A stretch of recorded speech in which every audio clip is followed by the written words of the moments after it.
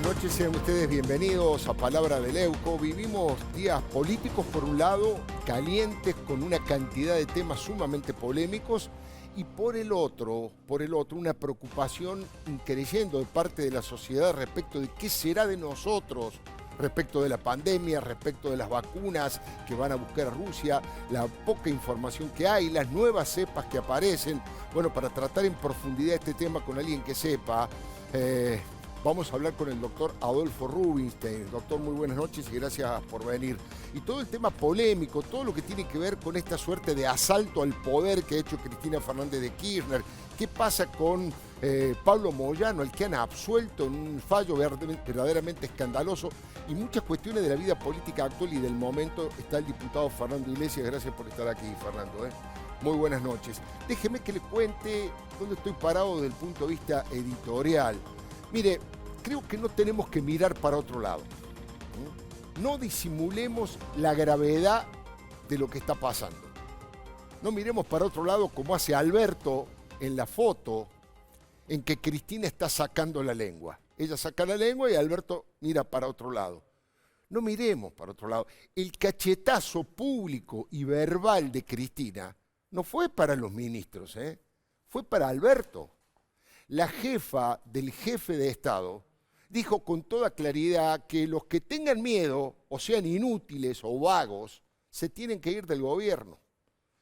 Por varios motivos, esa bofetada de poder estalló en la mejilla de Alberto, que cristianamente y cristinamente puso la otra mejilla. No miremos para otro lado. No disimulemos la gravedad del asalto al poder que Cristina está produciendo. Las instituciones republicanas crujen.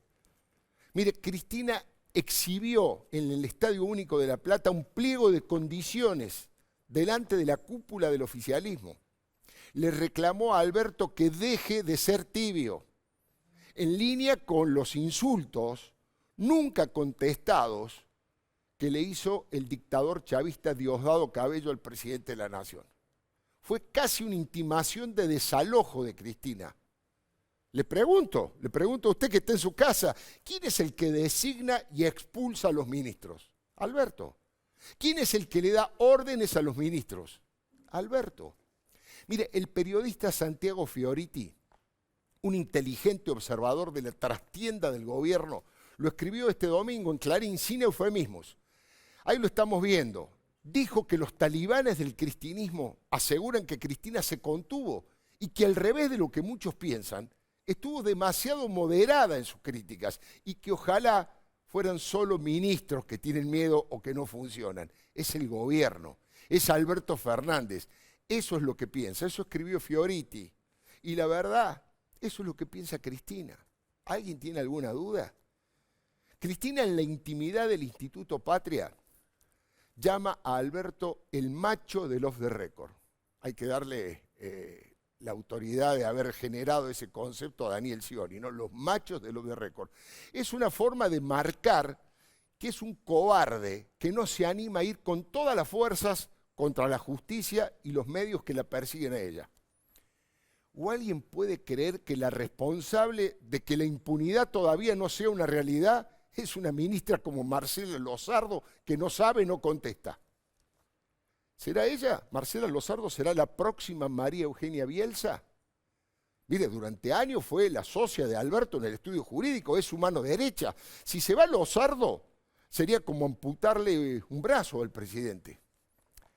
La teoría irónica, pero muy real, de Alejandro Borenstein, dice que no hay que pedir la renuncia de Ginés, porque fiel a su costumbre, el cuarto gobierno kirchnerista lo puede llegar a reemplazar con alguien peor. Bueno, más allá de que sería difícil encontrar a alguien peor que Ginés.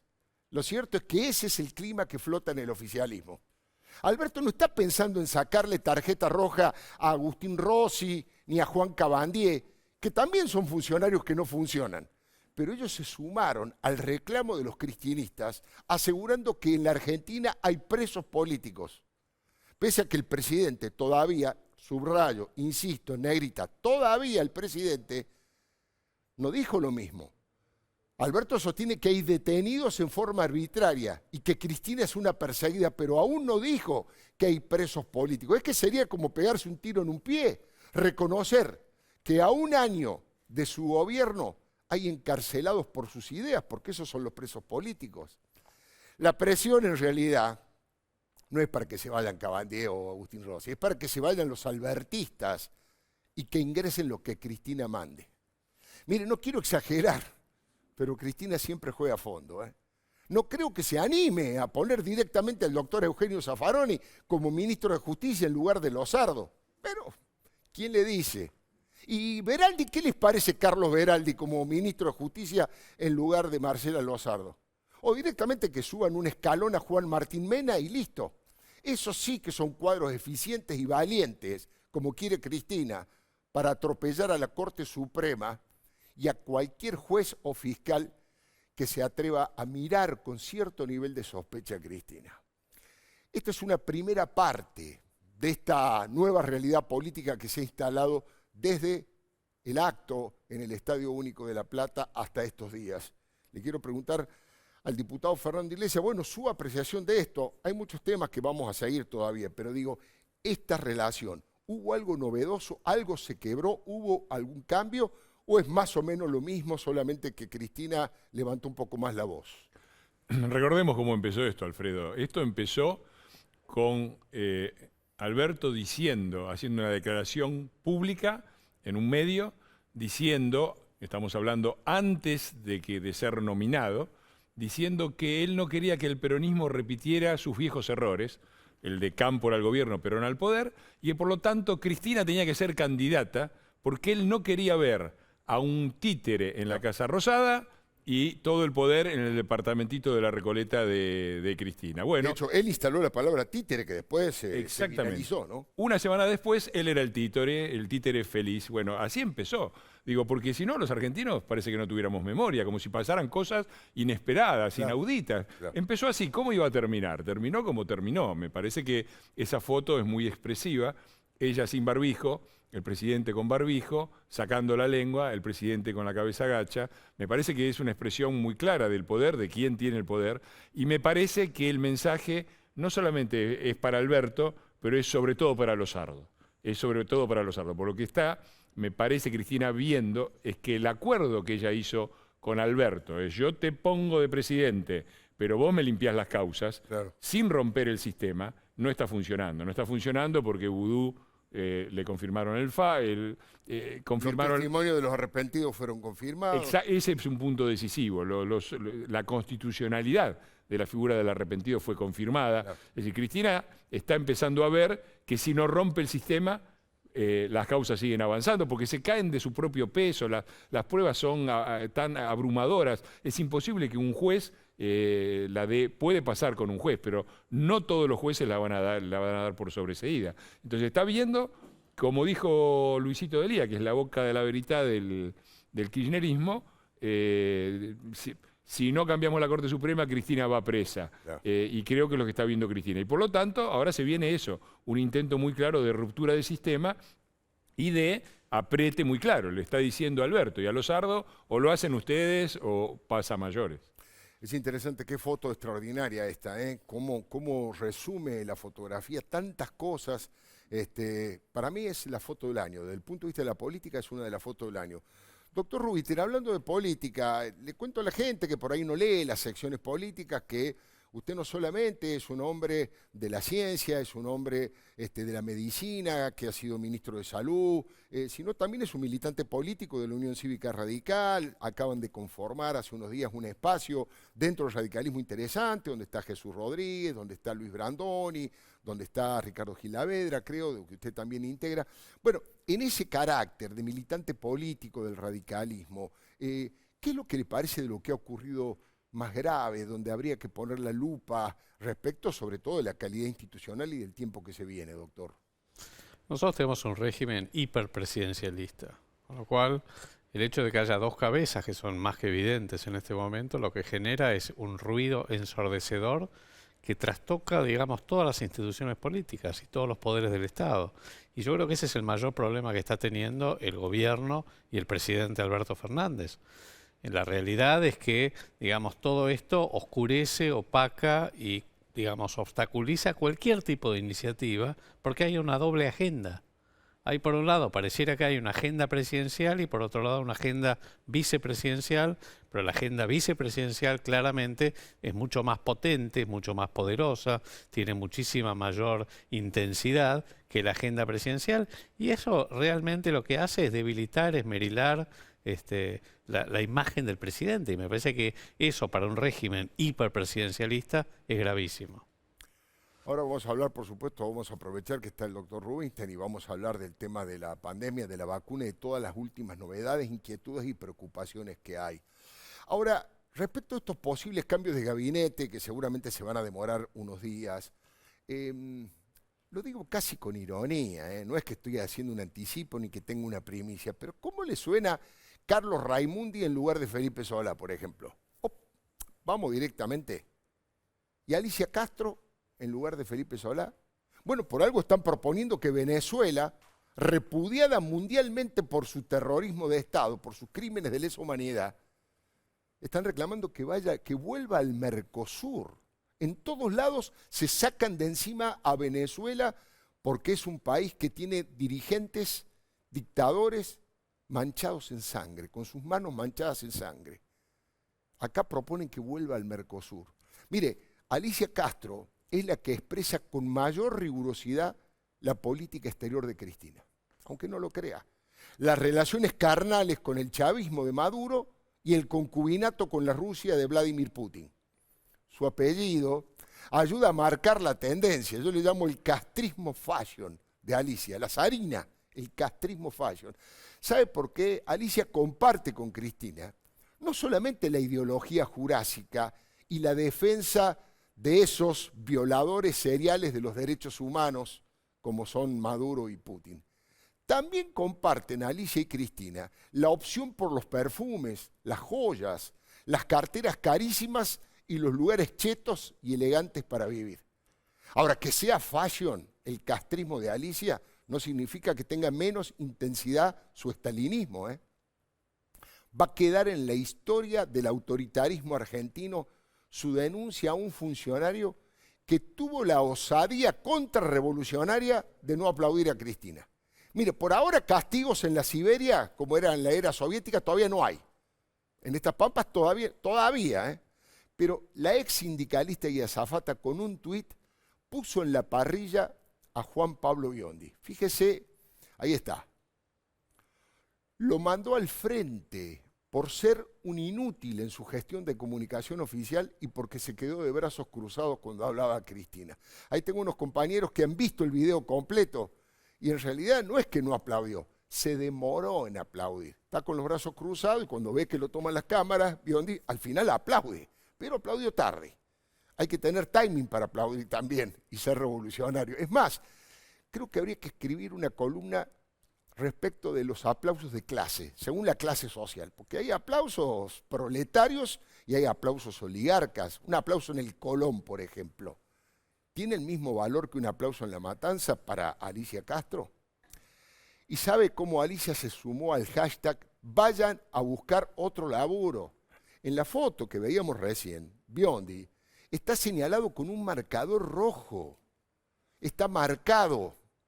Estás nominado, Biondi. Prepárate para salir de la casa del gran hermano K. Una pregunta chicanera. ¿Cuántas veces Cristina lo aplaudió a Alberto? ¿Alguien se fijó cuántas veces Cristina lo aplaudió a Alberto? Sospecho que ninguna. Alberto estaba tan nervioso que casi dice una verdad. Tuvo un acto fallido cuando habló de los hoteles en lugar de los hospitales que había construido Cristina. Se corrigió rápidamente, de lo contrario hubiera ardido Troya o el Estadio Único de La Plata. Fernando Iglesias participó en las redes sociales a través de Twitter, siempre es un participante muy activo, pero bueno, con algunas ideas respecto de esto insólito, incomprensible, que hizo Alicia Castro sin que nadie, ni del kirchnerismo, ni del peronismo, le saliera al cruce, aunque sea suavemente. Alicia, no podés castigar a alguien, poner así a alguien en la parrilla solamente porque aplaudió más tarde o no aplaudió. Pero bueno, me parece que eso tiene un significado político profundo, que es lo que estamos tratando de descifrar también, ¿no? El significado político profundo que tiene es el del autoritarismo. Vos fijate cuál es la alianza política, porque la disfrazan con contenidos ideológicos, ¿no? La alianza de la izquierda. Ahora, ¿cuáles son los aliados? A ver, Putin es de izquierda, los ayatolas de Irán son de izquierda. ¿Cuál es la característica común que tiene el régimen castrista, el régimen chavista, Teherán, Irán, la Rusia de Putin?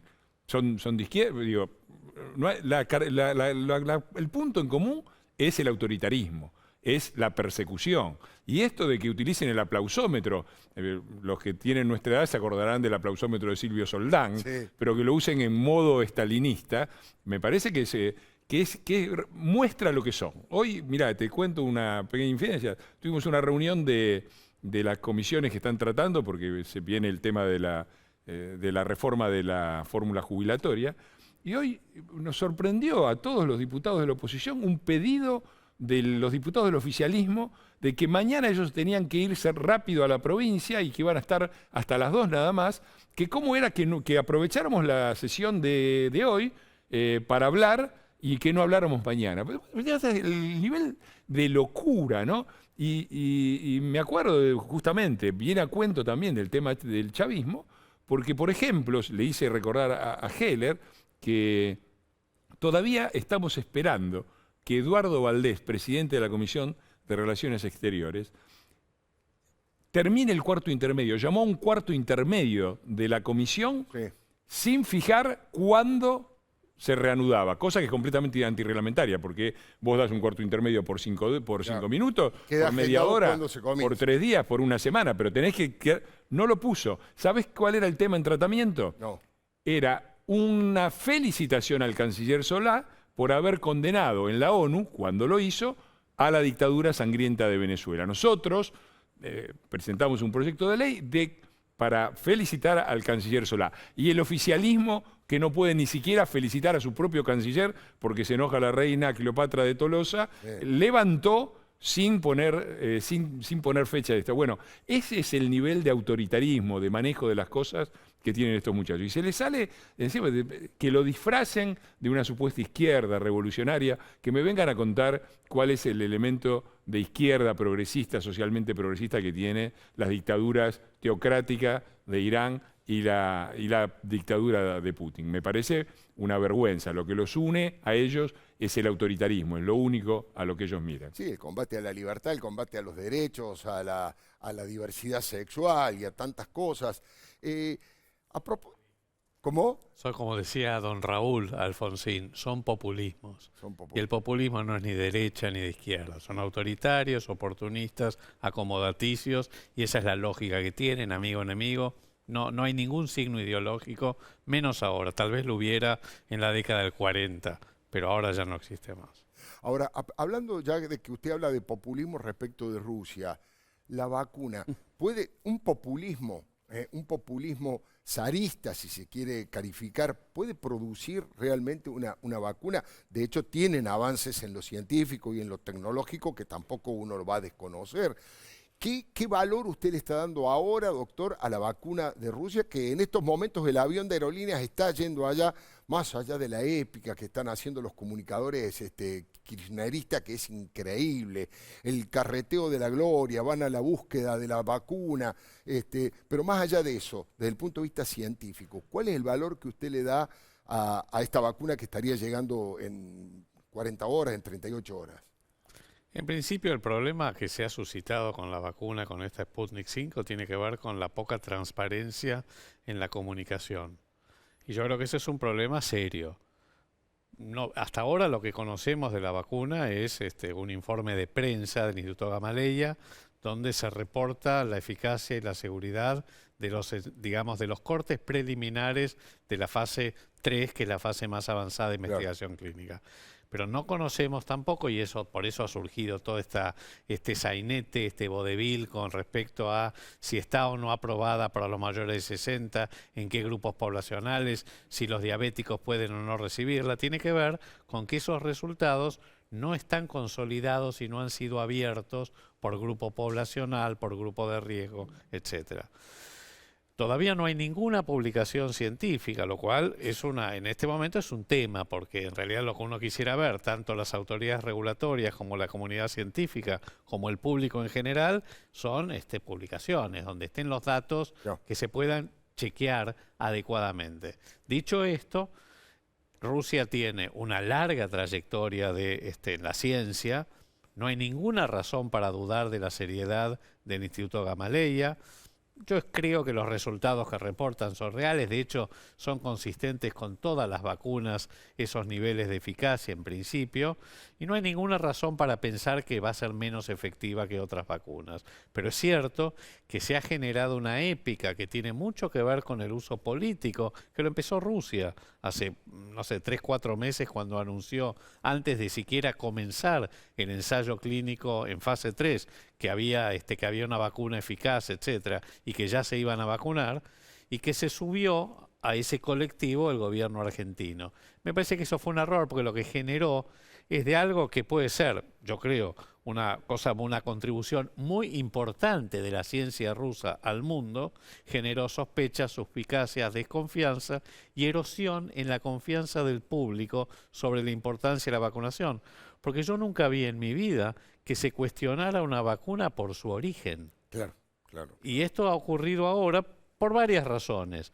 Por todo este contexto, por esta, yo llamaría, carrera comercial y política que se ha suscitado con las vacunas y este nacionalismo vacunológico, por llamarlo de algún modo, que es quién empieza primero, quién llega primero, quién descubre primero, qué vacuna es más eficaz, que la verdad, que bueno, más allá del contexto de la pandemia, me parece que es muy contraproducente para el avance de la ciencia y de la confianza del público en la ciencia. Ahora, doctor, esta aparición de esta mutación, de estas nuevas cepas, al parecer lo más fuerte ha sido en Inglaterra, pero ha aparecido en otros lugares. De hecho, Inglaterra ha sufrido un shock desde el punto de vista económico impresionante. Y estuve leyendo hace muy pocas horas, al parecer apareció una nueva cepa también en Brasil. Ya lo tenemos muy cerca. ¿Eso qué significa? ¿Que hay que inventar unas nuevas vacunas o que estas vacunas es muy probable que sean lo mismo útiles para combatir esa mutación del virus? Estos virus, el coronavirus, es un virus que se llama ARN o RNA virus, son más inestables, tienen muchas mutaciones, incluso menos que inclusive que el virus de la gripe. El virus de la gripe muta mucho más, de todavía, hecho, claro. Esa es la razón por la cual hay que evaluar cuál es la cepa, digamos, más prevalente y cambiar las vacunas todos los años, los antígenos. Claro. Lo que se sabe es que es un nuevo linaje, todavía no se podría decir que es una cepa, No. es un nuevo linaje, una variante que ha aparecido porque tiene algunas mutaciones, algunas de ellas en la proteína S, que es la proteína que es digamos que es un poco la llave que hace que el coronavirus entre, digamos. Es el vehículo. Es el vehículo, exactamente, y el que suscita la respuesta inmunológica, sobre todo en el caso de las vacunas. Pero en realidad no ha afectado la estructura, por lo menos hasta ahora, no se ha visto, no hay estudios que demuestren que haya afectado la estructura molecular de esa proteína. Por lo tanto, en realidad lo que se sabe es que es una cepa, es un linaje, perdón, que ha adquirido, digamos, que aparentemente es el 70% de todos los casos de coronavirus en Inglaterra y también en Sudáfrica en este momento, que por supuesto se está estudiando si este linaje confiere algún tipo de característica especial de mayor transmisibilidad o de mayor virulencia. Hasta ahora no hay ninguna evidencia al respecto. Por supuesto hay que seguir estudiando y hay que mirar. Pero no hay estudios más allá de lo que se llaman estos estudios filogenéticos, que lo único que han visto es que hay variantes, nada más. Doctor, lo mismo en Brasil. Lo mismo en Brasil. ¿Usted cómo calificaría? Hay gente que, bueno, en mi caso yo he dicho catástrofe sanitaria, tal vez estoy exagerando desde el punto de vista político, pero es la definición política del manejo de la pandemia. ¿Usted cómo calificaría? ¿Ha sido un fracaso el manejo de la pandemia que ha hecho el gobierno a través del ministro Ginés? Sí, no fue una buena gestión, claramente los resultados están a la vista, no fue una buena gestión, más allá de todas las dificultades que tienen, y no hay ningún campeón en la gestión de la pandemia. En ningún país, claro. No, excepto algunos países orientales o Nueva Zelanda, Australia, que le fue bastante mejor. No es que le haya ido bárbaro a ningún país, No. pero es cierto que acá yo creo que lo que más cuestiono, más allá de ciertos defectos importantes en la gestión de la pandemia, como fue y sigue siendo la falta de testeo, rastreo, aislamiento, todo esto generó que, digamos, no hubiera una respuesta comunitaria efectiva, digamos, más allá de la cuarentena, que fue el único recurso que utilizó el gobierno para poder controlar la pandemia. Pero más allá de esto, lo que más cuestiono yo, por lo menos, es la arrogancia, la soberbia, el triunfalismo que se vio, que yo creo que no solamente no era necesario, sino que fue extremadamente contraproducente, incluyendo toda la estrategia comunicacional. Y sobre todo en el último tiempo respecto a la llegada inminente de la vacuna como una salida rápida, inmediata, como que ya la pandemia... Veamos lo que está pasando ahora. Claramente hay un rebote de casos. Sí. Venía una tendencia declinante muy acentuada que, digamos, cambió la pendiente. Sí. Y si bien yo creo que no estamos ni por asomo en una segunda ola. Usted dice rebote, pero no rebrote. No. Sí, bueno, el rebrote es una diferencia sutil. Sí. Lo que no hay es una segunda ola. La segunda ola va a llegar, pero va a llegar en abril, mayo. Pero ahora lo que tenemos es un aumento de los casos producido fundamentalmente por el relajamiento de los comportamientos sociales. ¿Por qué ocurre esto? Porque de alguna manera la sensación de la gente, de la sociedad, sobre todo después de lo de Maradona y todas las concentraciones y movilizaciones en la calle y la llegada del verano y la falta de una estrategia comunicacional, es como que se había acabado la pandemia. Claro, mucha gente pensó eso. Se hablaba de la vacuna y ya está, no se hablaba más de la pandemia. Y eso es lo que ocurre cuando uno ve lo de la Salada, lo de la calle Avellaneda hoy en Flores. Sí. Digamos, claramente hay un serio problema, hay que focalizarse mucho más en la estrategia comunicacional, particularmente a los segmentos poblacionales que hoy están circulando, como son los jóvenes y los adolescentes, que son, la verdad, son los que tienen, además de una muy baja percepción de riesgo, son los que circulan. Entonces es ahí donde hay que apuntar y no es en el qué, es en el cómo llegamos a ellos. Y esto tiene que ser una estrategia de comunicación más inteligente. Ahora, lo que no termino de entender es por qué a nivel nacional, en la ciudad se ha hecho más, pero en la provincia a nivel nacional, no han trabajado de verdad con la masificación de los testeos, cuando es uno de los mejores mecanismos para detectar dónde están las cosas. No sé si es por ineficiencia, por mala praxis, porque significa un nivel de organización del que carecen.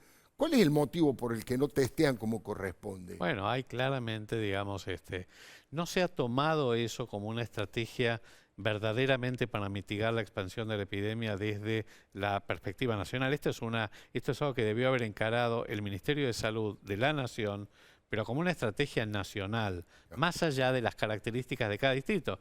También es cierto que la Argentina es complicada, la estructura federal que tiene, sobre todo en el caso de que todos los servicios de salud los manejan las provincias y en muchas provincias como Buenos Aires, los municipios, claro, es un obstáculo bastante difícil para poder articular políticas.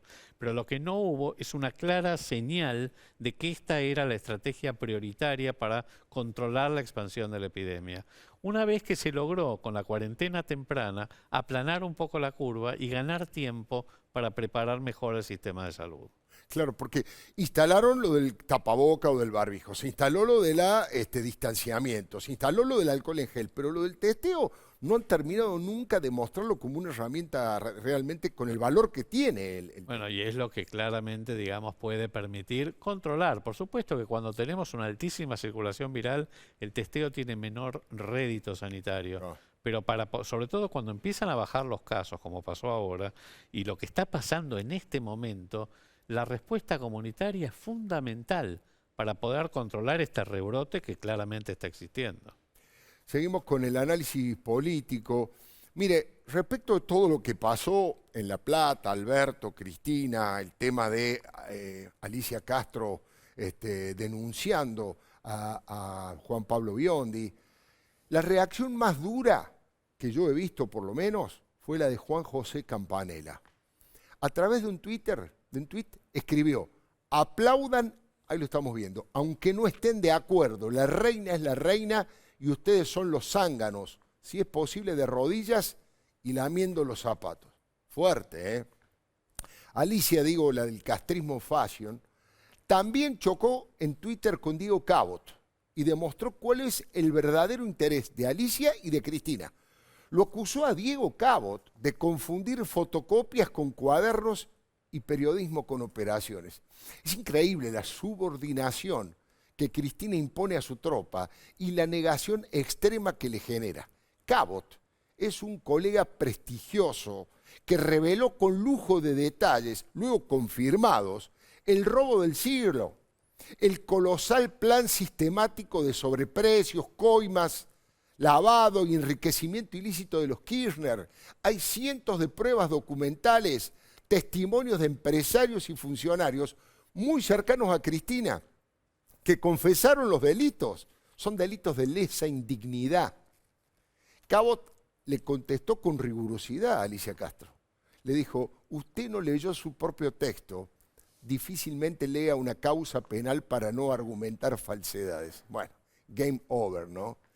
El príncipe heredero, Máximo I, utilizó metáfora de la Fórmula 1. No sé si lo leyeron. Dijo, hay que cambiar las cubiertas del auto, del gabinete del gobierno. Lo comparó con un Fórmula 1 al gabinete. Porque dice, empezó la gestión con sol y ahora llueve. Hay que cambiar las cubiertas, no es nada dramático. En realidad lo que los Kirchner sueñan es con cambiar el piloto y no cambiar las gomas. Ahora, ¿será Alberto el que se tendrá que buscar otro laburo? ¿Llegarán a tanto en la violación de las leyes? Alberto acusó el golpe, ¿eh? Por primera vez reaccionó con una declaración suave, pero declaración al fin en Tierra del Fuego. Respaldó a sus ministros, a los gobernadores, a los intendentes. Dijo que siente gratitud y reconocimiento por cada uno de ellos porque se corrieron de la política para sacar adelante al país. Y también Alberto cruzó por primera vez el concepto de Cristina de funcionarios miedosos, temerosos. Dijo Alberto, hay que tener coraje para gobernar durante la pandemia. Fíjese porque este audio es histórico. Yo solo tengo gratitud y reconocimiento para con cada ministro mío, por cada funcionario mío, por cada empleado que en este gobierno nacional trabajó a mi lado para mantener en pie a la Argentina. Y hay que tener coraje para seguir gobernando cuando una pandemia se lleva puesto al mundo. Me da poquito, no está previsto, esto lo estoy improvisando absolutamente, pero lo veo y no puedo callarme. El nivel de, ¿cómo llamarlo para no ser agresivo?, de felpudismo del gobernador de Tierra del Fuego. Ese que aplaude como una foca, antes de que llegara Alberto, salió a apoyar a Cristina, diciendo, tiene razón Cristina, los que sean tibios, los que no sean eficientes, los que tengan miedo, que se vayan, que se busquen otro laburo. Dijo el gobernador, que es un hombre vinculado a Gustavo López y al radicalismo, que alguna vez fue radical y ahora es kirchnerista con Gustavo López. Eso dijo antes. Y ahora, usted vio los aplausos que hacía, casi que aplaudía con la cabeza, yo no sabía con qué aplaudir. No se puede, digamos, me parece que, bueno, Borges decía, ¿no? Una de las cosas, a mí me encanta la política, creo que no hay otra forma de tener mejor democracia que con mejores partidos, con mejores dirigentes, con una mejor política, pero siempre Borges hablaba de que la política le hacía un poquito de ruido porque es la persona que trata de ofrecerse, ¿no? Permanentemente se está ofreciendo. Bueno, el gobernador de Tierra del Fuego se fue de mambo, dirían los chicos, se ofreció demasiado. Ahora, la respuesta, esa fue la respuesta de Alberto, pero la respuesta de los albertistas fue penosa, tibia, como diría Diosdado. Viendo a Biondi, observamos una foto y un tuit con dos colaboradores de confianza del presidente, Santiago Cafiero y Julio Vitovelo. Y Biondi, ahí está, apenas atinó a decir que está orgulloso de componer con ellos el gobierno. Esa fue la respuesta de Biondi después del sacudón que le dio a Alicia Castro. Y el jefe de asesores del presidente, Juan Manuel Olmos, aclaró lo obvio, dijo, los ministros los designa el presidente. Mire usted, Olmos, qué forma enérgica de respaldar a Alberto, no lo sabíamos.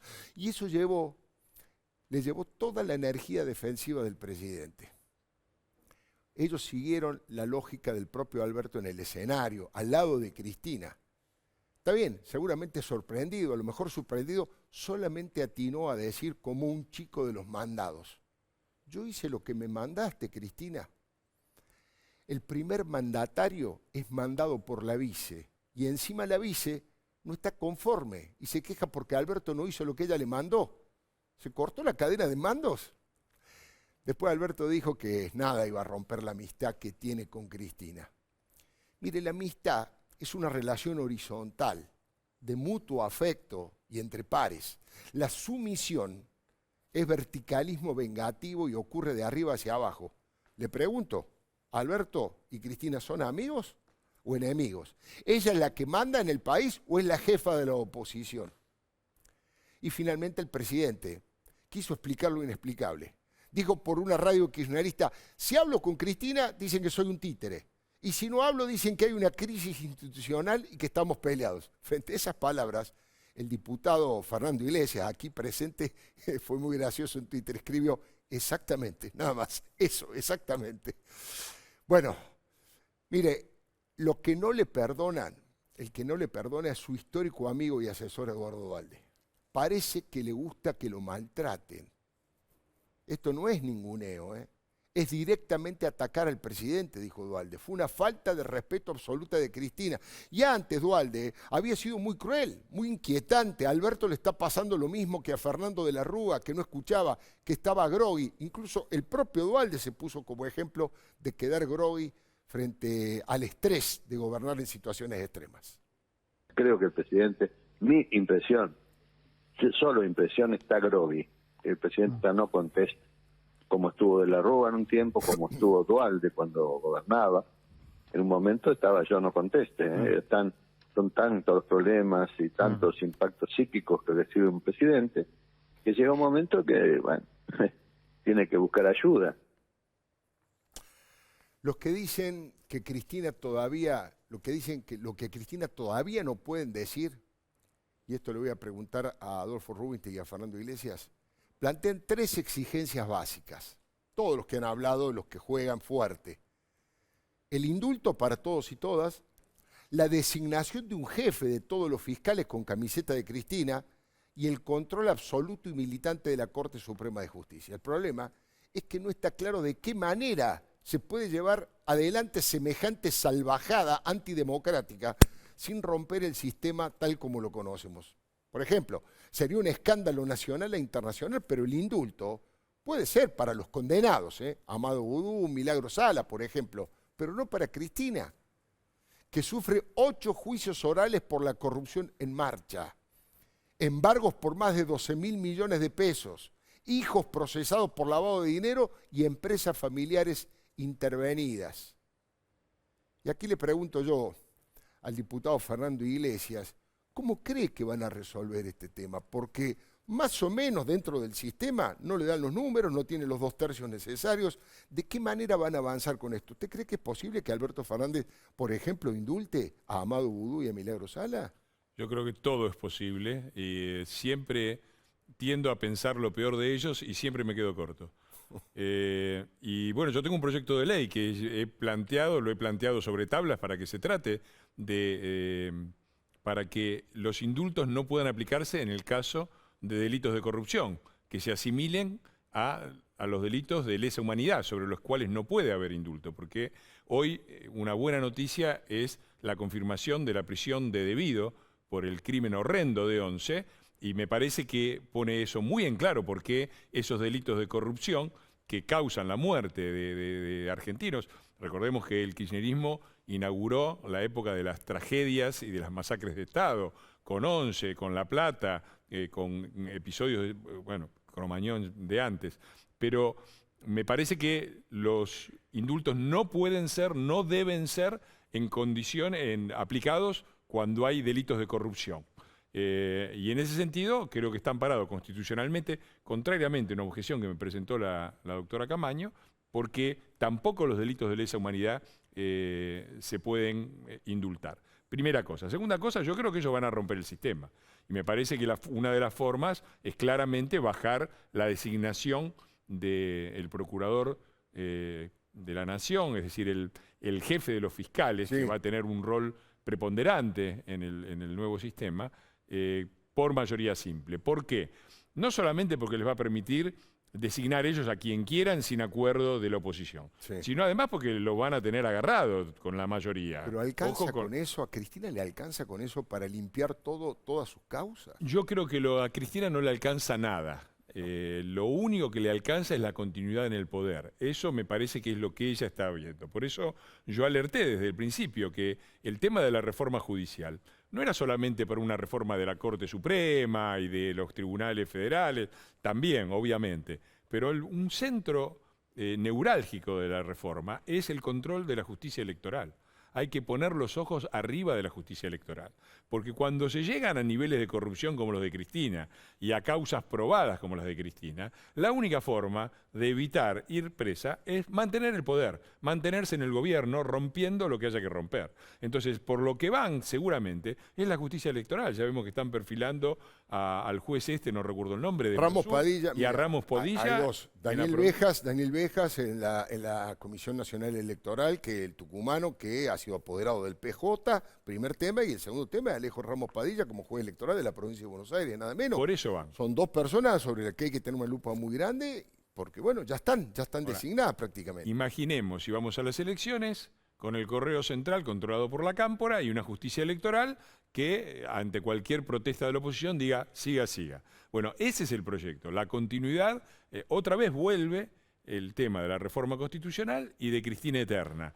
Por las buenas, con reforma, sin reforma, la única forma de que Cristina se mantenga fuera de la cárcel, habiendo el nivel de pruebas que hay, es manteniéndose en el centro del poder, y eso es por lo que van a ir, y van a ir sin duda a intentar romper el mecanismo electoral. Hay que estar muy atentos toda la oposición, porque ahí sí vamos para el lado de Venezuela.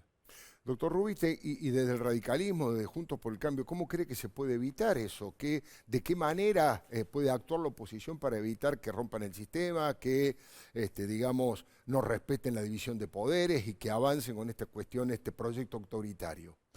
Más allá de los poderes formales y la representación de la oposición en el Congreso, que creo que es el principal baluarte para frenar todo esto, creo que la Argentina no es Venezuela.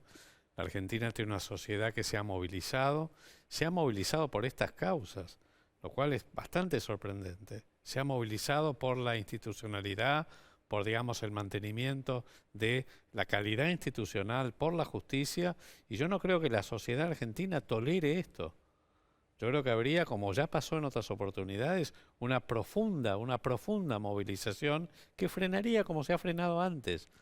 O sea, por un lado está, digamos, el freno formal, pero por otro lado está el freno social. Y yo creo que eso ocurriría, y por supuesto que la oposición va a estar encolumnada detrás de esto. Mire, como decía el diputado Iglesias, lo único posible es el cambio de ley para designar sin mayorías especiales al Procurador General y reemplazar a Eduardo Casal. Eso lo van a perpetrar, eso estoy seguro, más temprano que tarde lo van a hacer. Ahora, ¿cómo anulan a la Corte? ¿Aumentar los miembros? ¿Designar militantes? No pueden porque no tienen los legisladores necesarios. Solo les queda tal vez inventar un tribunal intermedio, pero tampoco van a poder designar a sus integrantes. No la tienen fácil, ni Cristina ni Alberto. Muchos analistas decían esta semana que Alberto perdió mucha autoridad. Bueno, fake news, nadie pierde lo que no tiene. Hasta otro castrista fashion como Juan Grabois fue duro con el gobierno. Le exigió a Santiago Cafiero que sea más enérgico, que saque el sable y el látigo y que a los ministros, dijo Grabois, yo no, hay que tenerlos cagando y al que no funcione que se vaya. Ahora, Grabois lo dijo también por Alberto, con el que dice que hace mucho que no habla. ¿Contra quién debería utilizar el sable y el látigo Santiago Cafiero? Grabois dijo que hay que ponerse los pantalones largos contra los poderes fácticos, medios de comunicación, empresarios, contra los poderes fácticos, y puso como ejemplo la negociación con el Fondo Monetario, a la que calificó como mala y ruinosa. Yo también creo, como dice el doctor Rubinstein, que los restos de las instituciones republicanas que todavía quedan tienen atrapado a los Kirchner porque robaron montañas de dinero, montañas de dólares durante mucho tiempo y dejaron los dedos pegados por todos lados. Hice lo que me mandaste, le dijo a Alberto. Falta que Cristina diga, no hiciste lo suficiente. Si no tenés coraje, tenés que renunciar, Alberto. No creo. ¿Será posible un golpe palaciego de extrema gravedad como eso? Simplemente es una especulación. Estoy reflexionando. Pero también coincido con Fernando Iglesias cuando dice, con Cristina todo es posible. Todo menos la racionalidad y el sentido común. Ella solo tolera que la aplaudan, como dijo Alicia Castro. Ahora vamos a hablar de Moyano, de Pablo Moyano. También otro tuit interesante, hincha Independiente, pusiste, están destruyendo el país, a la ciudad, a Avellaneda, también a mi club. ¿Cómo puede ser que Moyano haya quedado fuera del juicio esta decisión que ha tomado la doctora, la jueza Madrid? Bueno, no puede ser, es simplemente una atribución. Déjame recordar a mi mamá. Una de las últimas memorias que tengo de mi mamá fue un día que fui a visitar la Avellaneda, un temporal, y me estaba esperando porque era el día de las elecciones de Independiente, el día que fue elegido Moyano. Sí. Mi mamá estaba con el paraguas adentro del departamento y me dijo, ¿trajiste el carné, no? Sí, traje el carné. Y nos fuimos caminando, porque había ido en colectivo, en ese momento no tenía auto, a unas 5 o 6 cuadras por toda la avenida Mitre, en el medio de un vendaval. Y recuerdo las caras de los camioneros, porque estaba todo el sindicato de camioneros controlando la elección en Independiente, la sorpresa de ver al cipayo Iglesia Central del brazo de la madre para votar contra Moyano. Digo, entre esos tipos y yo hay algo personal, porque rompieron la provincia en la que me crié, que es la provincia de Buenos Aires, rompieron la ciudad. Hay que ver lo que es Avellaneda, Alfredo. Lo que era Avellaneda cuando yo era un chico, era un Piñeiro, el barrio obrero, el barrio pobre, el barrio de la Tamet, el barrio donde Campanella filmó buena parte de la Luna de Avellaneda. Pero era un barrio progresista, en serio. El club se llamaba Club Progresista, al que íbamos enfrente a la plaza. Era un barrio dinámico, llegaban los obreros peinados a la gomina con la carterita, alguno con la ciambreta, otro con el Fiat 600. A mediodía se iban a comer a la fonda y tenían para los ravioles y la milanesa. Hoy tenés que ver los chicos tirados en las esquinas, la droga, un reducto inclusive invivible políticamente con un dirigente, Ferraresi, un intendente, que ha hecho actos horribles donde le toman juramento chicos de 6 años y donde aplaude la dictadura de Maduro. Y la droga por todos lados, y las patotas por todos lados, y los orgullosos obreros de mi infancia transformados en unos pobres pibes tirados en la vereda con la birra y el sándwich de mortadela. Eso le hicieron a Avellaneda, eso le hicieron a la provincia, eso le hicieron a mi club, y yo no me lo voy a olvidar. Interesantísimo, planteo humano, lo que tiene que ver con la vivencia humana. Pero el doctor Carlos Clá, buenas noches. Buenas noches, Alfredo. Tiene un informe respecto de esta relación entre Pablo Moyano y los Moyano y el propio presidente Alberto Fernández, ¿no? Exactamente. Hasta aquí vos nos venías contando los problemas que tiene Alberto Fernández con sus laderos adentro del gobierno. Bueno, afuera del gobierno no se juntó con los mejores, ¿no? De hecho, con los más polémicos personajes que hay en Argentina, porque Hugo Moyano, sobre todo, es uno de los dirigentes más desprestigiados, llenos de causas de corrupción en la justicia y de hechos que por ahí los periodistas pudimos avanzar más, ¿no? Y hemos podido ir probando acerca de sus causas, de sus hechos de corrupción. Tiene una riqueza, una fortuna que no puede probar de ninguna manera Hugo Moyano. Bueno, este hombre fue a quien Alberto Fernández le dio mayor intimidad, con quien más se juntó. Y un dato muy curioso, el presidente jugó más de visitante que de local, porque lo fue a ver más veces de los que Hugo Moyano lo fue a ver a él. Si querés vamos a repasar las cumbres Moyano, Alberto Fernández para ir hablando del tema, porque ya te voy adelantando, no me vas a poder creer, pero Hugo Moyano, de cada reunión que tuvo con Alberto Fernández, alguna ventaja le sacó. Algo sacó. Algo sacó siempre. Bueno, 1 de abril, Sanatorio Antártida. Esa reunión generó un informe aquí en nuestro programa, porque el Sanatorio Antártida es uno de los nichos de mayor corrupción, si se quiere, alrededor de los Moyano, ¿no? Comprado hace 11 años. Aquella vez, a principios de año, les contábamos el hecho de corrupción que hubo atrás, pero lo compraron en una quiebra por 10 millones y después hicieron un pasamanos ellos mismos, ¿no? Del sindicato a la obra social de camioneros, y lo recompraron por 334 millones de pesos, perdón, era 10 millones de pesos y 334 millones de pesos. Una locura inexplicable. Y además se lo dieron para que lo refaccione a Liliana Zulet, a la esposa de Hugo Moyano, así que todo quedaba en casa. Bueno, a ese lugar fue Alberto Fernández para reinaugurar, porque había sido 2 veces inaugurado sin ningún sentido, si no se mantenía cerrado, y esto fue de manera provisoria. Bueno, primera cumbre Alberto Hugo Moyano. La segunda 10 días de cuarentena. ¿Cómo? Permitime, 10 10 días de cuarentena. Mirá lo que era. Bueno, sí, sí, absolutamente. La segunda cumbre también generó polémica por la cuarentena, porque fue el 23 de agosto en Olivos. Ya en unos minutos vamos a repasar la foto, por si alguno no se la acuerda, creo que ha quedado en la memoria de todos. Alberto Fernández, Hugo Moyano abrazados, sin barbijo, sin distanciamiento social. Con sus esposas. Con sus esposas, en un momento que nos recomendaban a todos no se junten, pero ellos sí, bueno, tenían la libertad de juntarse. Y la última cumbre fue hace algunos días atrás en el sindicato de camioneros. Por eso decía que jugó más de visitante el presidente que de local, ¿no? Sí. Lo fue a ver más a Moyano que lo que Moyano lo fue a ver a él. Ahora te decía, de todas sacó una ventaja Hugo Moyano. Del Sanatorio Antártida de aquella vez, en esos días, a las obras sociales de Moyano le dieron 228 millones de pesos. El doble, Alfredo, de lo que le daban a las otras obras sociales por afiliado. El doble se lo dieron a Hugo Moyano. Por supuesto, en la CGT todos estallaron de bronca. Dijeron, ¿por qué? ¿Cuál es el sentido? ¿Cuál es la explicación? Bueno, no hubo explicación. Se quedaron con esa palabra absolutamente discrecional, obviamente, pero Hugo Moyano recibió el doble que los demás en ese momento, ¿no? La segunda fue en realidad antes. Hugo Moyano, 3 días antes de visitarlo en Olivos a Alberto Fernández. Le fue a agradecer. Así es. ¿Por qué? Porque había sido imputado por extorsión. Imputado por extorsión, ¿eh? Y de repente es una causa que le dio el fiscal, que tiene el fiscal Maíquez, un empresario que con coraje fue y denunció, miren, se quieren quedar con mis camiones. Claro. El sindicato de camioneros se quiere quedar con mis camiones. Bueno, Maíquez lo imputó y a los 3 días, imagínate para el juez cuál es el mensaje, ¿no? Un fiscal imputa a una persona y a los 3 días aparece en Olivos, en plena cuarentena, abrazado al presidente. Claro. No sé si era un mensaje más que claro. Bueno, esa causa, por supuesto, no avanzó mucho más.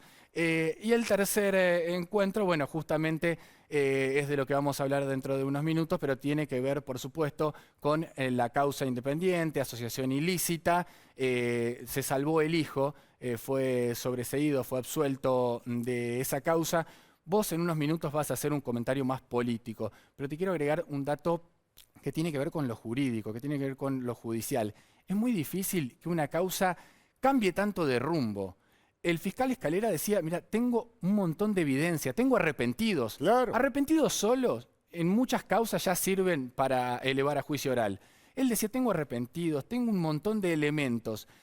Mágicamente lo agarró la jueza Brenda Madrid y dijo, la verdad es que no encuentro elementos. Y no es que no encuentro elementos, no es el organizador de la asociación ilícita, podría ser un partícipe, o no tengo los elementos suficientes fiscal, vaya y busque más, porque eso hubiese sido una falta de mérito. Claro. Y tendría alguna oportunidad que el fiscal diga, mira, yo creo que se tiene que elevar a juicio oral, y que el juez diga, ¿sabes qué? Hay elementos, pero no alcanza. No alcanza. Bueno, no, directamente de esa evidencia al sobreseimiento, un cambio brusco que verdaderamente desde lo jurídico es muy difícil de explicar. Un dato exclusivo, Alfredo, de lo que va a pasar en los próximos días. Va a explotar una nueva causa de corrupción alrededor de camioneros.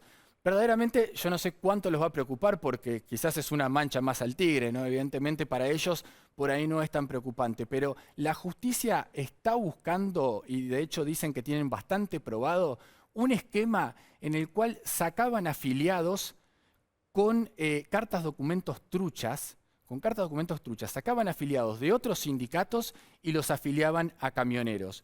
En la provincia de Santa Fe en los próximos días debería haber medidas que avancen sobre eso.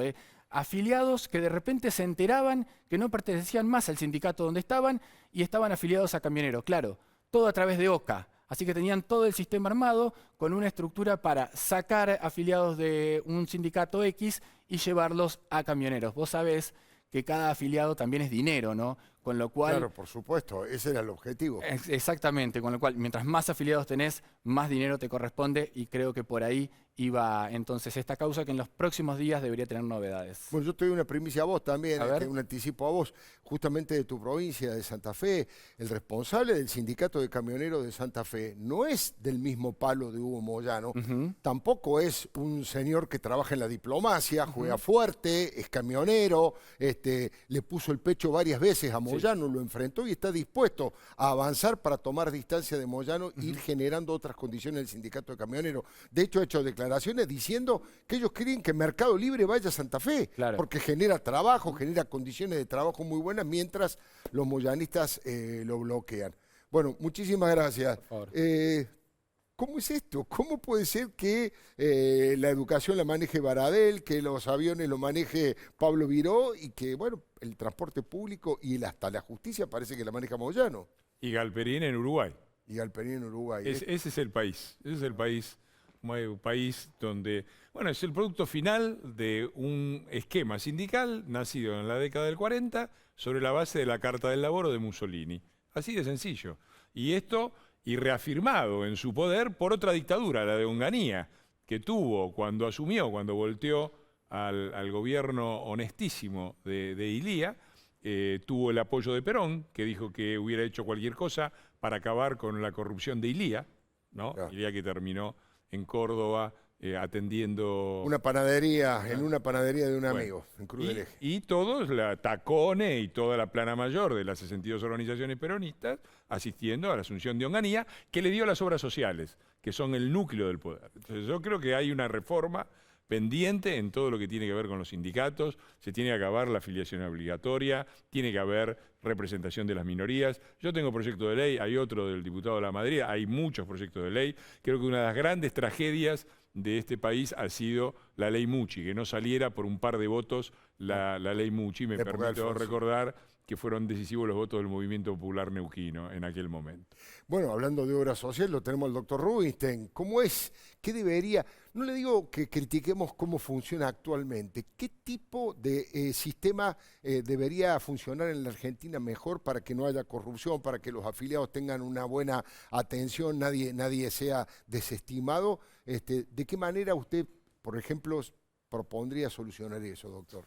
Mira, si ha habido una externalidad positiva de la pandemia, ha sido que la salud pública ha escalado dentro de la agenda política. Claro. Y el tema de la reforma sanitaria, bueno, el otro día lo planteó la vicepresidente, Cristina, que el país necesitaba una reforma sanitaria. Y claramente las obras sociales son el núcleo del problema, claro, porque prácticamente 2/3 partes de la cobertura sanitaria en nuestro país son obras sociales o seguros privados.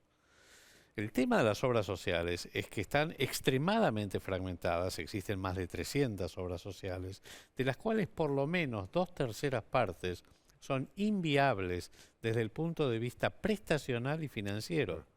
Sin embargo, están siendo mantenidas, obviamente, con objetivos que tienen que ver con lo que recién mencionaban, es decir, objetivos gremiales, políticos, de mantenimiento de un sistema poco transparente, con muy baja calidad de prestaciones, y este es el problema. Digamos, en realidad podríamos funcionar con muchas menos obras sociales, y de hecho es algo que se viene hablando, yo diría, hace décadas. Entonces, acá es un tema donde realmente tenemos que juntarnos, pero yo creo que cualquier reforma sanitaria en este momento, que creo que es una de las prioridades, y ojalá surja como cuando sea, digamos, el sistema de salud se ha desnudado, se ha visibilizado, claro, como tantos otros, digamos, por la pandemia, me parece que requiere un amplio acuerdo político. Es aquí donde en el Congreso los diputados, los senadores, tienen que de alguna manera empezar a pensar y a pergeñar, digamos, una propuesta de reforma sanitaria con altísimo consenso político. No hay otra manera de hacerlo. Y yo creo que la reforma sindical también tiene que estar involucrada, bueno, porque una cosa son las dos caras de la misma moneda, ¿no? Exacto. Son dos caras de la misma moneda. Mire, yo le decía, políticamente, mi mirada es que Alberto es el abogado de los moyanos. Es así. Con esa capacidad de síntesis, Alberto es el abogado de los moyanos. Hablé por teléfono ayer con un altísimo dirigente de la CGT y me resumió el motivo por el que Pablo Moyano fue absuelto en un fallo escandaloso. Alberto es el abogado de los moyanos, me dijo. Es una conclusión política, obviamente, porque formalmente el que cumple esa tarea es el doctor Daniel Germanos, esposo de Rosario Lufrano, designada por Alberto Fernández como presidente de Radio y Televisión Argentina. Esa es la explicación. Alberto es el abogado de los moyanos. Es la explicación que encontraron en la CGT para explicar dos situaciones absolutamente inexplicables. Que la jueza haya sobreseído a Pablo Moyano como jefe de una asociación ilícita para defraudar al Club Independiente y que el presidente de la Nación se haya reunido, como recién decía el doctor Clá, tantas veces con el clan Moyano y los haya tapado de elogios que nadie se atreve a pronunciar ante el apellido más desprestigiado del sindicalismo argentino. La información indica que la jueza Brenda Leticia Madrid, en un texto de 16 páginas apenas, aseguró que existe una organización criminal, pero que no se encuentra acreditado que Pablo Moyano haya tenido algún nivel de participación. Ahora, el fiscal Escalera, Sebastián Escalera, va a apelar esa decisión y por el contrario, dijo que hay pruebas suficientes. La doctora Madrid nunca ocultó sus simpatías kirchneristas. Llegó al cargo producto de su vínculo político con Luis Genoud, histórico justicialista que hoy integra la Corte Suprema Provincial, y con Julián Álvarez, militante de la Cámpora y ex secretario de Justicia del gobierno de Cristina. Florencia Arieto, que es una de las dirigentes que más conoce los delitos en Independiente y la trama mafiosa de los sindicatos de camioneros, definió esta situación con una sola palabra: impunidad. Impunidad. Es que los testimonios de dos de los capos de la barra brava de los Diablos de Avellaneda apuntaron con datos concretos contra Pablo Moyano como jefe de esa organización criminal. No lo digo yo, lo dice Pablo Bebote Álvarez, ahí lo estamos viendo, Roberto el Polaco Petrov, que nenes, han sido arrepentidos colaboradores del Polaco Petrov, no porque finalmente lo amenazaron de muerte y como la hija estaba vinculada en algún tema se corrió. Pero Bebote Álvarez y otros arrepentidos dieron detalles de la defraudación, de las entradas, las estafas, las entradas truchas, los abonos falsificados y revendidos, amenazas extorsivas y violentas contra el anterior presidente del club, viajes pagos de los patoteros a los mundiales de Sudáfrica y de Brasil. Son solamente algunos de los delitos cometidos por esa banda. Bebote y el Polaco dieron direcciones, aportaron listas y hasta audios de conversaciones. Bueno, el Polaco además fue guardaespaldas de la familia Moyano, uno lo ve y le mete realmente miedo. Ahí está el Polaco Petrov. Y ambos estuvieron presos en la cárcel y ahora están detenidos en su casa con tobillera electrónica. Otros dos integrantes de esa banda también estuvieron detenidos. Son nada menos que Noray Nakis, ¿quién era? El vicepresidente Diego Moyano, y Héctor Yoyo Maldonado, secretario del club y mano derecha del líder camionero. O sea, están todos involucrados, menos Hugo y Pablo Moyano. Es increíble, hoy me decía en la radio Florencia Arieto, es insólito que una organización, todos los que son subordinados de las dos máximas figuras, de Hugo y de Pablo, están procesados, están involucrados y van a juicio oral. Ellos dos no sabían nada, no tenían nada que ver. Es increíble. A Pablo Moyano, obviamente, los barra brava lo llamaban el salvaje y ha quedado totalmente al margen como si fuera un inocente de toda inocencia. Tengo que ir a un pequeño corte, pero yo le agregaría a la palabra impunidad la complicidad política. En todo momento Pablo se sintió respaldado por el gobierno. 5 veces rehuyó la declaración indagatoria con excusas pueriles y mansita la jueza aceptó todo. Y cuando finalmente tuvo que exponer Pablo, lo hizo en forma virtual y dijo que no podía porque él es hipertenso. Otro de los privilegios que hoy se tienen por pertenecer. Si hasta Amado Vudú no vuelve al penal de Ezeiza para cuidar que sus hijos no padezcan esa situación. Es increíble, ¿no? Porque si los hijos van a padecer algo, es que Amado Vudú ha sido un ladrón probado, condenado en 4 instancias por 15 jueces, por la unanimidad de la Corte Suprema de Justicia. Eso es lo que va a afectar a los hijos de Amado Vudú, no que esté en la cárcel cumpliendo y pagando por lo que hizo. Nos estamos acostumbrando demasiado rápido a que los amigos del poder hagan lo que quieran, ¿no? En cualquier momento un ladrón de banco o un asesino van a decir que quieren ir a la casa con una tobillera porque la cárcel afecta a sus hijos, o que son hipertensos, o que la cárcel no sirve para la reeducación, como dijo la ministra de Inseguridad, Sabrina Frederick, sin que se le cayera la cara de vergüenza. Hago un breve corte, quiero seguir hablando de Moyano y quiero seguir escuchando las opiniones de Fernando Iglesias y del doctor Adolfo Rubinstein. Eso va a ser en instantes. Palabra de Leuco.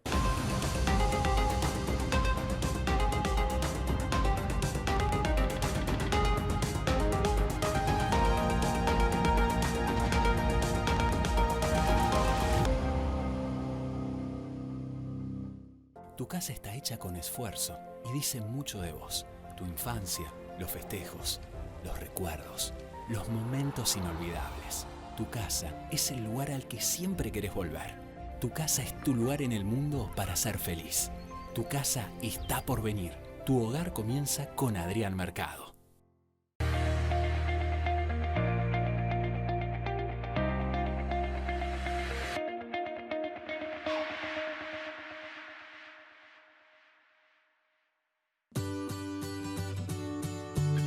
Cachamay, un saludable momento. Estar separados también es estar juntos.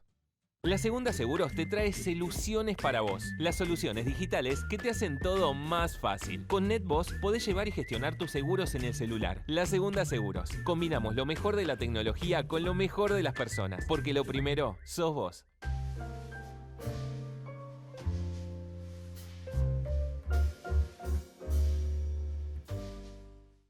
Biox, desinfectante eficaz para la prevención del coronavirus. Biogénesis Bagó. En Prevención ART, cuidamos a los que trabajan, cuidando el recurso más importante que tiene una empresa, la gente. Prevención ART de Sancor Seguros, cuidando a tu gente, cuidando a tu empresa. Tenemos la oportunidad única de salir de una forma distinta, que todo vuelva a empezar. Y con la nueva Tracker con motor turbo y Wi-Fi, la SUV también. Nueva Chevrolet Tracker, la nueva normalidad de las SUV.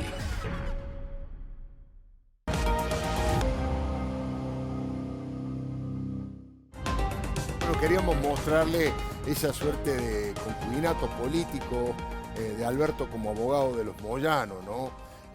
La primera que vale la pena tener en cuenta fue aquel encuentro en el Sanatorio Antártida. Ahí está Alberto cuando le decía a los hijos, ustedes tienen que seguirlo a él, es un dirigente ejemplar.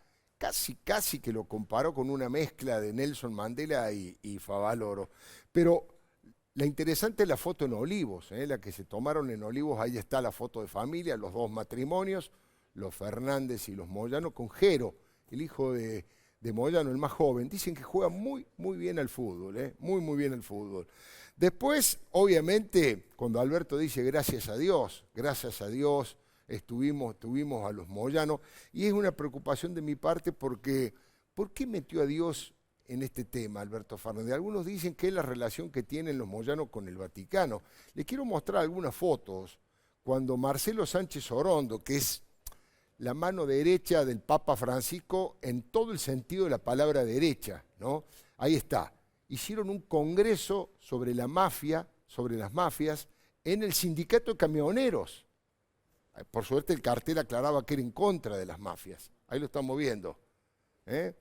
Increíble hacer un congreso antimafia en el sindicato de camioneros, más o menos como hacer un seminario sobre la virginidad en un prostíbulo, más o menos. Y la última que le quiero decir es que han avanzado en todo lo que podían, pero como decía recién el doctor Rubinstein, la sociedad también le va poniendo algún tipo de límite, porque a la hora de ir, a la hora de ir a las encuestas, seguramente Moyano es uno de los dirigentes de mayor desprestigio social. Fíjese, quiero que escuche esto porque te hablo de los valores que representa Moyano. Cuando fueron a bloquear a la empresa Mercado Libre, este era lo que cantaban los camioneros. Escúchelo atentamente.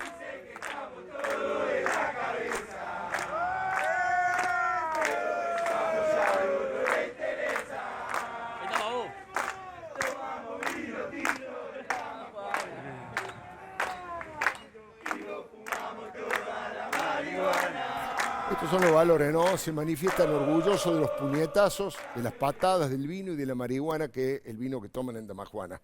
Un cierre para cada uno, diputado de Iglesia, de los principales problemas políticos de Moyano, de Alberto, simplemente una pequeña conclusión. Bueno, ¿qué se puede esperar? Un presidente que puso a Moyano como ejemplo de líder sindical y a Gildo Infran y Formosa como ejemplo de gobernador. Bueno, eso es lo que buscan, eso es lo que quieren y eso es lo que están llevando. Me parece cada vez más claro que el proyecto de ellos es ese, es una conurbanización general del país donde predominen las patotas. Yo recuerdo, no fue hace mucho, la presidenta hablando de los héroes del paravalanchas, hablando de las patotas. Bueno, eso es lo que me preocupa. Me preocupa además esta unión cada vez más estrecha en la violencia en las patotas en el conurbano. Lo denunció Jorge Fernández Díaz y me parece que también hay que darle un vistazo a eso.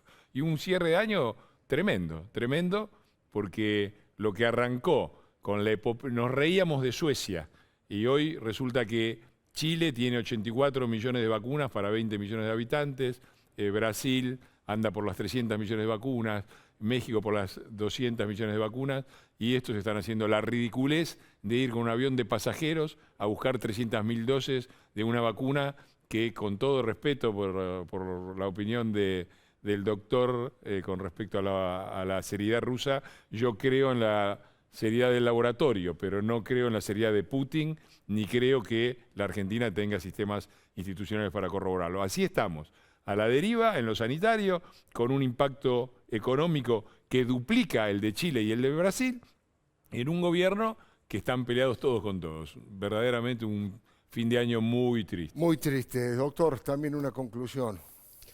Que creo que, digamos, vamos a tener un 2021 complicado, no solo por lo sanitario, obviamente por todo lo que la repercusión de la pandemia y de la cuarentena, en la caída de la actividad económica, en el aumento de la pobreza, la recesión, la tragedia educativa y la crisis institucional. Y realmente creo que la solución, si hay alguna, y yo veo, obviamente hay una luz al final del túnel, y la vacunación es la luz al final del túnel, pero va a tomar tiempo. Claro. Va a tomar mucho tiempo. Creo que la solución es política, y me parece que acá el gobierno, que es quien gobierna, tiene que tomar de alguna manera las riendas y llamar a la oposición de manera formal y comenzar a pensar en acuerdos políticos sustantivos para los temas realmente importantes, porque de acá no creo que nadie salga solo. Muchísimas gracias, doctor Rubinstein, diputado Fernando Iglesias, muchas gracias. A vos, Alfredo. Ya venimos, no se vaya, en instantes, palabra de Leuco.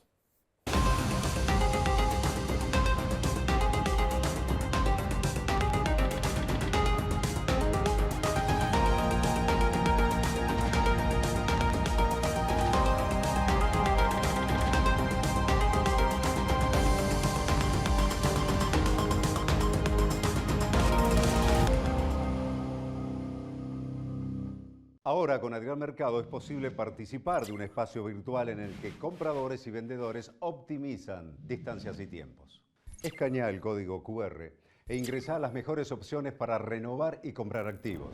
Conectate a un nuevo mundo. Conectate con Adrián Mercado, subastas online.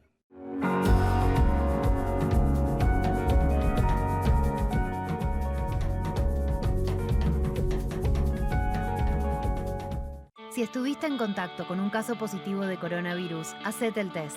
Para más información, entra a buenosaires.gov.ar/test o chatea con la ciudad al 11 50 50 0 147. Cuidarte es cuidarnos. Buenos Aires Ciudad. Entra a www.voyasalta.com.ar. Arma tu viaje y vení cuando quieras hasta abril del próximo año.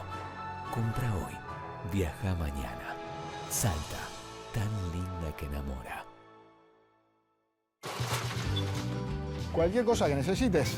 Cuenta Comercio de Ciudad. Cuenta corriente y terminal Postnet bonificadas por 12 meses. Vende en 3 cuotas sin interés con las tarjetas del Ciudad. Accede a préstamos con tasas preferenciales. ¿Tenés un vecino? Tenés tu banco cerca. Ayudarnos, lo mejor de ser vecinos. Banco Ciudad, te quiere ver crecer. Innovación permanente. Bagó. Ética al servicio de la salud. Había que hacer una pick-up que tenga la fuerza de los que hacen. Nueva Renault Alaskan, hecha para los que hacen.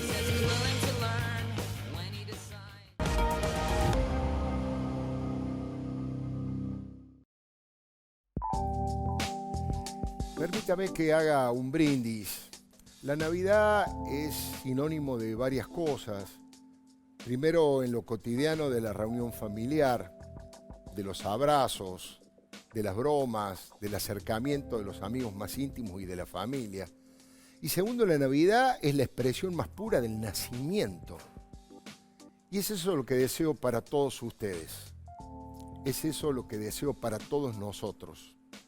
Un nacimiento de una nueva era, de una nueva normalidad, de una época en la cual quienes habitamos este planeta en general y quienes habitamos esta maravillosa patria en particular, tengamos la posibilidad de haber revalorizado las cosas que hemos perdido durante este tiempo de la pandemia. Hemos perdido la posibilidad de estar cerca de nuestros afectos, de encontrarnos en esas reuniones tan nuestras. Mucha gente ha perdido el trabajo, lamentablemente. Muchas pequeñas y medianas empresas han tenido que cerrar. Mucha gente ha perdido a sus seres queridos y ni siquiera ha podido despedirlos y darle el último adiós. Yo brindo porque esta Navidad y este año nuevo que se viene nos genere un nacimiento de una nueva era, donde podamos revalorizar todo eso que perdimos, reconstruir lentamente, pero con firmeza, esos afectos, esos abrazos, esos trabajos, esas empresas que van a engrandecer a la Argentina y podamos recuperar la posibilidad de estar todos juntos en este país. Brindo por eso. Feliz Navidad. Hasta el martes que viene.